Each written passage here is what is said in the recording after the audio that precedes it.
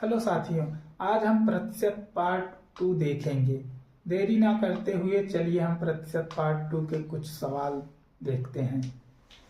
दाल के मूल्यों में 20% वृद्धि हो जाती है तो दाल की खपत को कितना प्रतिशत कम करना होगा ताकि दाल पर खर्च अपरिवर्तित रहे।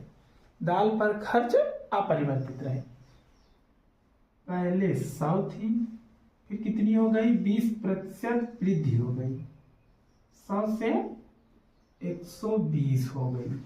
100 से क्या हो गई? 120। इन दोनों के बीच अंतर कितने का है? 20 का। अब क्या कहा गया है? दाल की खपत को कितना प्रतिशत कम किया जाए ताकि दाल पर खर्च अपरिवर्तित रहे। कितना प्रतिशत कम किया जाए कि दाल पर खपत अपरिवर्तित रहे? तो इधर देखिए, 100 से 120 हो रही है, तो क्या कहा है? कम करना है। तो बटे में 120 इंटू में 100, एक जीरो से एक जीरो खत्म, 2 6 12। इसको हम इससे क्या कर देंगे? भाग दे देंगे, तो आएगा कितना? 16 सही 2/3%। तो इतना अगर 16 सही 2/3% कम कर दिया जाए तो दाल पर खर्च जो होगा वो अपरिवर्तित रहेगा।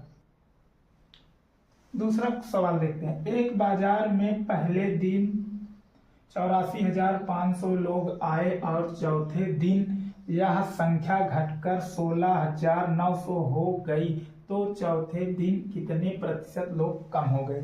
तो इसमें क्या पूछा है? चौथे दिन कितने प्रतिशत लोग कम हो गए। तो आइए हम इसको देखते हैं।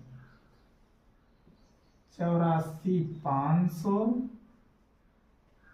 अनुपाते 16,900, 2 जीरो से 2 जीरो खत्म, 13 में 169, 65 पर 13 कम 13 बचे 65।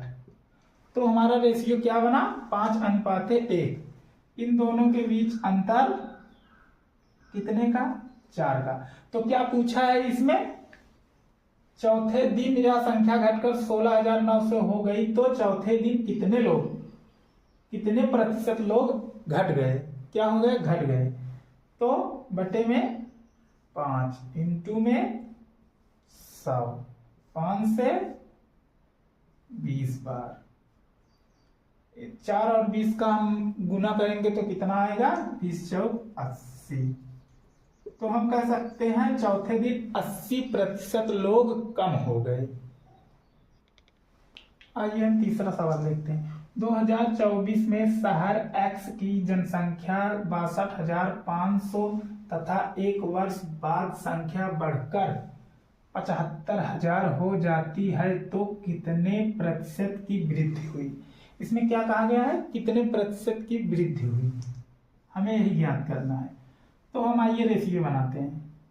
62,500 का अनुपात 75,000, 2 जीरो से 2 जीरो खत्म, 25 25 में 625, 25 तिया 75,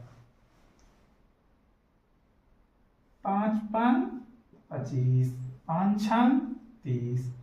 अब इन दोनों के बीच कितने का अंतर है? 1 का। बटे में हमें क्या लिखना है? क्या कहा गया है? कितने प्रतिशत वृद्धि हो जाती है। तो मतलब संख्या 5 से 6, तो हमें यही वैल्यू ज्ञात करनी है। 5 इंटू में 100, 20%। तो हम कह सकते हैं एक वर्ष बाद संख्या 75,000 हो जाती है तो कितने प्रतिशत की वृद्धि हुई? तो 20% की वृद्धि हुई। क्या हुई? 20% की वृद्धि।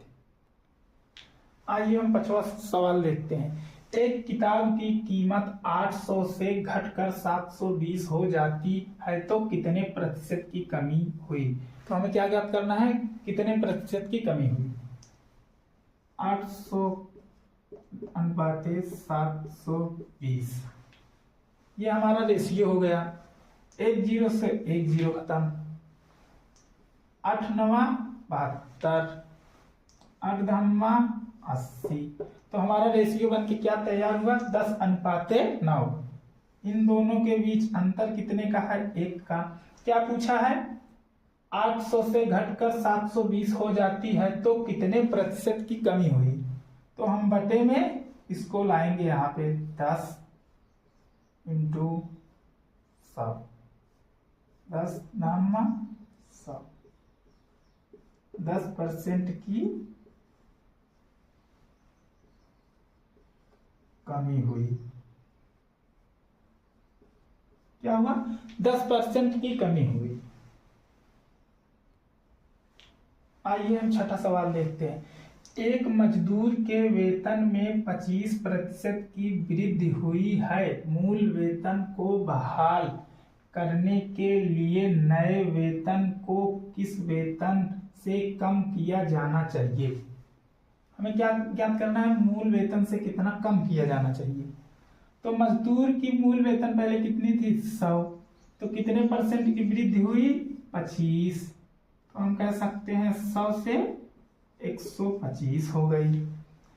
इन दोनों के बीच का अंतर कितना है? 25। क्या कहा गया? मूल वेतन को बहाल करने के लिए नए वेतन को किस वेतन से कम किया जाना चाहिए? तो बटे में हम 125 इंटू में 100, 25 से एक बार, 25 पंचे 125, 5 को 100 से काटो 20। तो कितना? 20%। क्या होगा? 20% हमारा आंसर आएगा। आइए हम 7वां सवाल देखते हैं।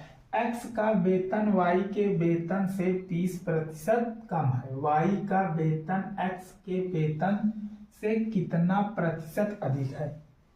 तो पहले कितनी थी? 100। कितना कम है? 20 कम है। तो 100 में से 20 कम, 20% कम हो जाएगा 100% में, तो कितना आएगा?